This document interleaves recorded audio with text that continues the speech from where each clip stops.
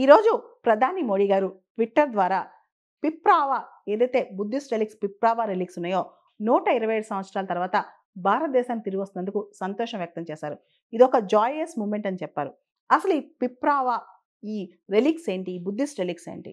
మనందరికీ తెలుసు గౌతమ్ బుద్ధుడు కుషినగర ఏదైతే మల్లా ఘనసంగా ఉందో కుషినగర ఆ ప్రాంతంలో ఆయన మహాపరినిర్వాణం పొందారు. అయితే ఆయన రెలిక్స్ కోసం ఆయన అస్థికల కోసం అందరూ 7 కింగ్డమ్స్ ఫైట్ చేసుకున్నారనమాట. చేసుకున్న క్రమంలో ఆయన అస్థికల్లో తలా ఒక భాగం ఇచ్చారనమాట 8 కింగ్డమ్స్‌కి. దానిలో సఖ్య క్లాన్‌కి కూడా ఏదైతే ఆయన ఒరిజినల్ క్లాన్ ఉందో సఖ్య క్లాన్‌కి కూడా ఒక పార్ట్ ఇచ్చారనమాట. ఒక భాగం ఇచ్చారు. ఈ సఖ్య క్లాన్ వాళ్ళు పిప్రావా అనే ప్రాంతం దగ్గర ఆయన రెలిక్స్ కొన్ని ప్రెషియస్ స్టోన్స్ అవన్నీ దాచిపెట్టారనమాట. ఈ పిప్రావా అనే ప్రాంతం ప్రస్తుతం యూపీలో ఉన్న సిద్ధార్థ్ నగర్ డిస్ట్రిక్ట్‌లో ఉందనమాట. చిన్న గ్రామం ఇది.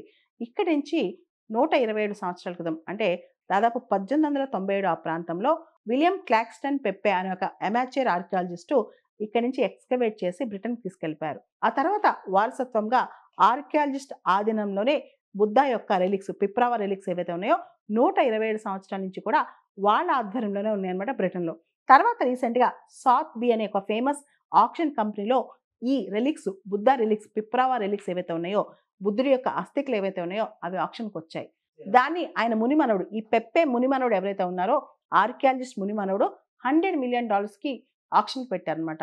ఈ విషయం ఇండియాకి తెలిసి మన మినిస్ట్రీ ఆఫ్ కల్చర్ వాళ్ళు ఇంటర్వ్యూన్ అయ్యారు. ఇంటర్వ్యూన్ అయ్యి ఇది ఇండియన్ కల్చర్‌కి సంబంధించినవి, మా యొక్క హెరిటేజ్‌కి సంబంధించినవి. దీన్ని ఎలా ఆక్షన్‌కి పెడతారు? ఇది లూటెడ్ ప్రాపర్టీ కదా అని చెప్పి మనం చెప్పేసరికి ఇప్పుడు అవి ఈ పిప్రావా బుద్ధిస్ట్ రిలిక్స్ ఏవైతే ఉన్నాయో అవి మన దేశానికి తిరిగి వస్తున్నాయి. దీనికి సంబంధించి మోడీ గారు ట్విట్టర్‌లో చెప్పారు. మన రిలిక్స్ మనకు తిరిగి వచ్చేస్తున్నాయి. ఇది చాలా జాయస్ హ్యాపీయెస్ట్ మూమెంట్ అని చెప్పి మోడీ గారు చెప్పారనమాట. బుద్ధిజంకి బుద్ధుడికి సంబంధించిన ఏ రిలిక్స్ అయినా సరే మనం వాటిని చాలా ప్రెషియస్‌గా చూసుకుంటాం. ఎందుకంటే బుద్ధుడు ఎక్కడ పుట్టాడు? ఎక్కడ చనిపోయాడు? అనే అంశం మీద చాలామంది చర్చించుకుంటూ ఉంటారు. నేపాల్ అయితే బుద్ధుడు మా దగ్గరే పుట్టాడని చెప్పి ఎప్పుడూ చెప్తానే ఉంటదనమాట. సో, ఈ సందర్భంలో బుద్ధిజం అనేది భారతదేశంలో పుట్టింది.